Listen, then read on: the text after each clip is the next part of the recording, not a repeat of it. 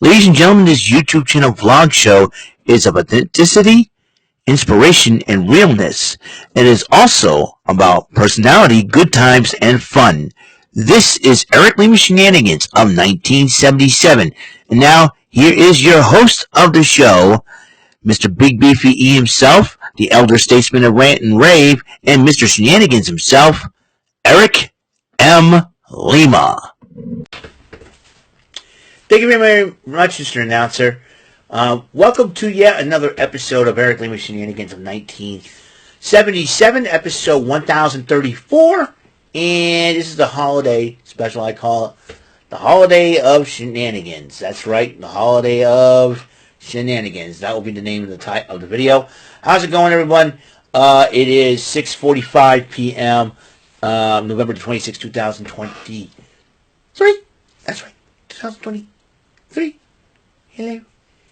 Hello, Dr. Mo. How you doing? I'm going to talk about a couple of things that happened over the weekend. Of course, Thanksgiving. I'll tell you, I enjoyed Thanksgiving. Went to my sister's in Connecticut. Had a great time. Saw the Frog Bridge. Took a picture of that. A couple pictures of the Frog Bridge. Got to see my niece and three nephews.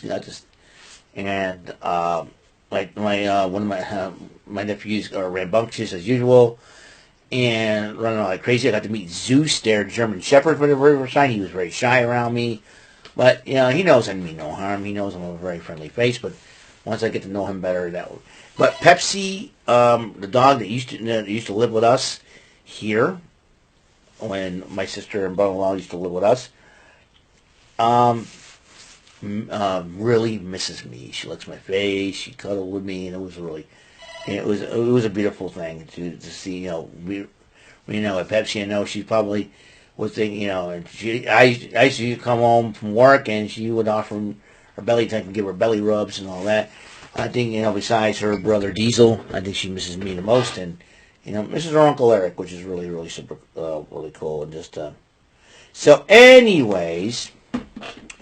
So, I had a good time there. Then we ended up eating dinner, watching Home Alone, and it was a lot of fun watching Home Alone. That was really cool.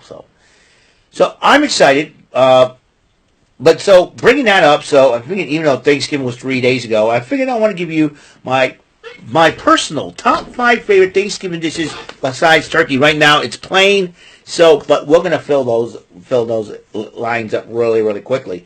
Now, the first dish, my first personal favorite dish to come to mind. Now, you think, turkey. The reason why I said besides turkey, because that's the main course should be the main course of every Thanksgiving meal. That's the common denominator. Because a lot of us folks in the States here have very different tastes. You know what I mean? Different tastes, But sometimes, some people would say, what if turkey was not on the menu for Thanksgiving? Who knows for sure. But number 5, I am going with ham. Now, I think we had our family get-together here. Ham. We had our family get-together one year, and let me move this over here. And I think someone brought ham. Someone made ham and brought it over. And hey, why the heck not? Ham, that's not bad. So, ham, usually served on Easter, but also can be served, one year, I think somebody brought ham one year. All right, now number 4 would be mashed potatoes.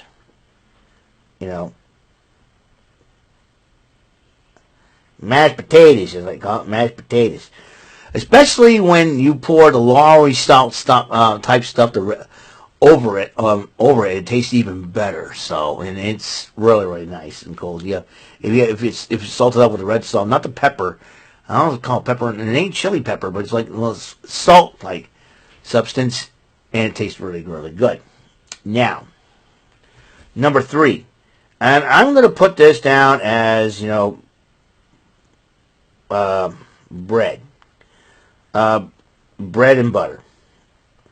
Now, it ain't, the reason why I'm putting bread in general, like biscuits, croissants, and one of those special buns, those special like Hawaiian style buns, I think they call it.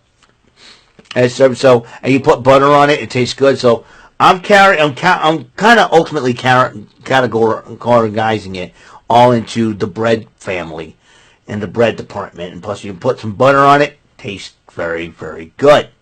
So y'all know what I'm talking about when I say bread and butter. Those Hawaiian style buns there, or biscuits, or even croissants, because they're like they're bread like, they taste like bread and all that. But you put some butter on it, ooh, top shelf, nice. Number two, stuffing. Now it could be any kind of stuffing, stovetop, or even Portuguese stuffing as of late. Usually, we had stuffing, especially I think mostly the Portuguese type stuffing goes on the turkey, and it tastes so good, man. It's like it's all the ingredients for a stovetop, but you add linguiça to the mix or chorizo to the mix. Lord have mercy on that one. So yeah, so stuffing, and my number one personal favorite dish. My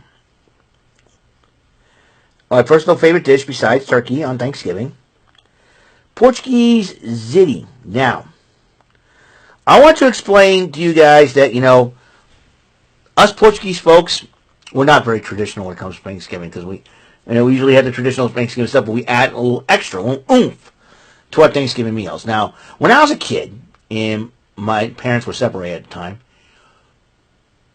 me and my dad, and me and my father used to take me over to my grandmother's house. Now, my grandmother and my grandparents at the time, God rest both of their souls, used to live in an apartment in the south end of New Bedford.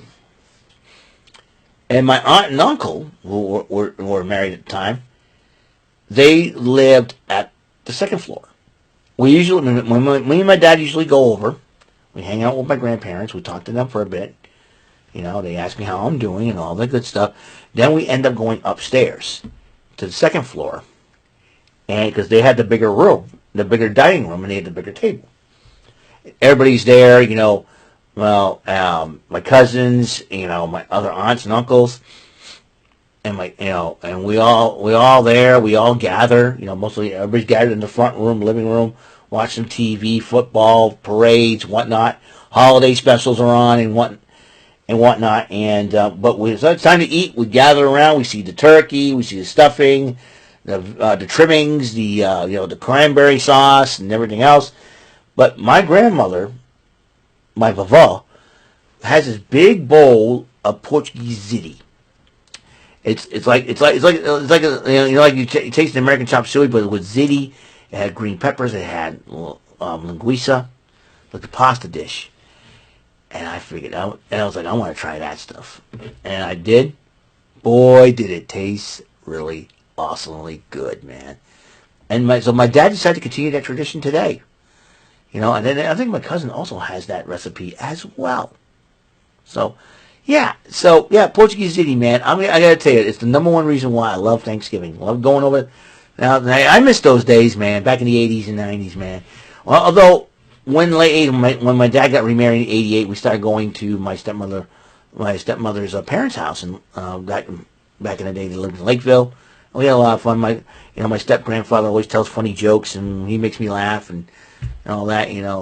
They'll roast me about something. I don't know. So, so that is my personal top 5 favorite Thanksgiving dishes besides turkey. 5 ham, 4 mashed potatoes, 3 bread and butter, or croissants, or the Hawaiian style buns and biscuits and all that. 2 stuffing or Portuguese stuffing, and number 1 Portuguese ziti. That's right. Portuguese ziti. Would you believe that? Would you believe that? I can't believe it myself. All right. So that takes care of that. Let's talk about Black Friday. Survived Black Friday, no problem. Survived Black Friday weekend, no problem. I worked till 12 because to make up for days off on Thanksgiving. But we're going back to the regular schedule back this week. Starting this week, we're going back to the regular schedule. So I'll be working till 11. And then this coming Saturday, I got a baby shower to go to. I was invited by my second cousin. So I can't wait to meet I have not seen the rest of the family since the Portuguese feast. So I may be heading there to do exactly that. Shoo! There we go. But let's talk about, Survivor Series, man. I told you. Now I did the episode on Survivor Series, and I was very surprised about the views I got when I did the final SmackDown before Survivor Series. Interestingly enough, it was good. So I want to thank everybody for. But CM Punk back in the WWE, made his return in AEW to wrestling, went on AEW, and thanks to the Young Bucks' immature antics, they they didn't want him there. But I'll tell you one thing: CM Punk has been a polarizing figure in professional wrestling, that's for sure. Seth Rollins has ticked at him. Now, everybody's saying that Drew McIntyre was too, but notice that Drew McIntyre left before CM Punk. Before CM Punk did enter the WWE, and made his return, went to the back and all that, and then CM Punk arrived, and Seth Rollins has ticked at him. So this is going to be very interesting down the road. Will they set it up for WrestleMania 40 in Philadelphia? Could be interesting if they do.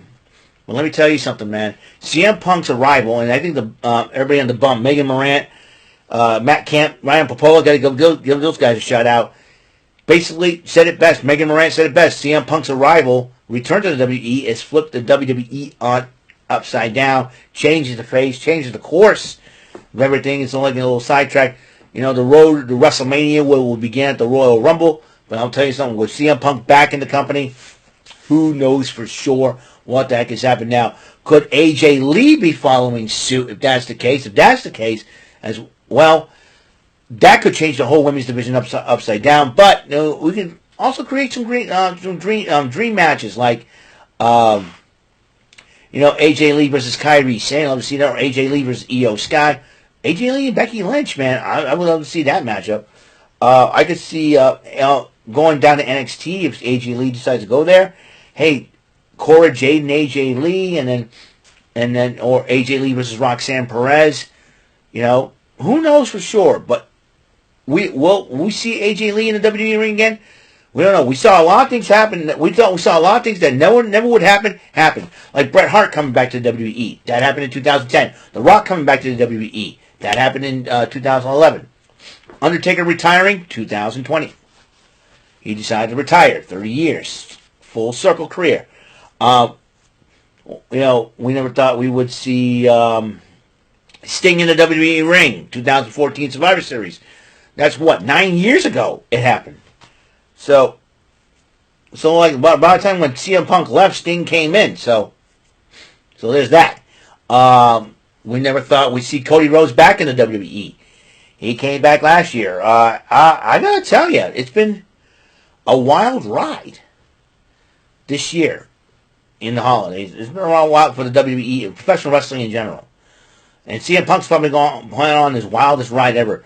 Appears in 2 companies, come back in 2 companies. So it'll be very interesting to see what CM Punk is going to do. We'll probably find out Monday Night Raw. Who knows where CM Punk will stand? We know Seth Rollins is ticked. Be very interesting to see what happens there. So that's it. But we got one more thing to do. One more thing to cover up. One more thing to do. So we're going to go this way. And there's my beautiful Christmas tree. As you know, I had it all set up. Now it doesn't look good now, so to speak. So I'll tell you all the ornaments we have on here. We got the Nintendo. We got the Nintendo controller, the World Series trophy for the Red Sox, the Grinch, Kairi Sane. Since she came back, I decided to put Kairi Sane there.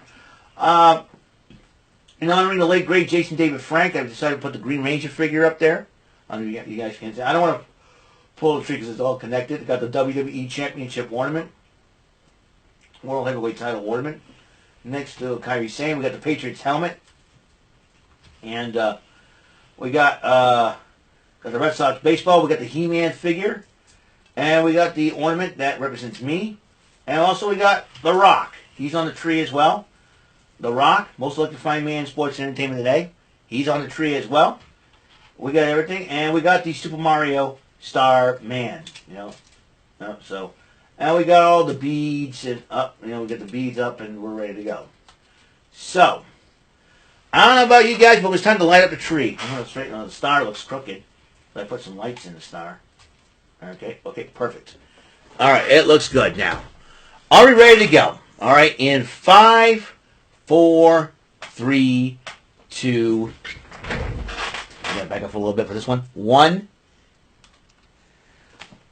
It looks beautiful when it lights up. And you can barely see the ornaments except for Kyrie saying at the bottom. I don't know why I put that poor girl at the bottom. I love Kyrie saying. But, technically she's not at the bottom. But it looks beautiful. The tree looks beautiful. I'll straighten up the Kyrie saying. So it looks beautiful. It looks good. I like it. So, that's all the time we have on this show. The holiday of Shenanigans is kicking off. What a day this is. What a day this has been. What a weekend this was. Thanksgiving weekend. I'm glad it's over. We can settle down. I can settle down a little bit. The only thing I worry about is the weather. Probably have mostly rain in the forecast this week. Who knows for sure. So, until the next episode comes rolling around, like I said, Martindale Monday tomorrow. I'm going back to a regular scheduled work week. We can go back to our regular scheduled, uploading of videos and whatnot. So I'll see you guys later. You guys have a good night. Be blessed. It's the holidays. Be kind to one another. If you have a grudge against a family member or a friend, please go to that person, try to reconcile, and try to really have a sit down and have a nice chat, because life's too short, guys. You never know if you're going to see that person again. A lot of things have been happening, and, I hate to say this, but time is running out, for a lot of folks out there. But, anyways, but please be strong, be courageous, and love each other, okay? Love you guys out there. Have some little bit of fun. So, until the next episode comes rolling around, Mr. Announcer, please take us home. This concludes today's episode. This is Mr. Lima speaking for Eric Lima Shenanigans of 1977.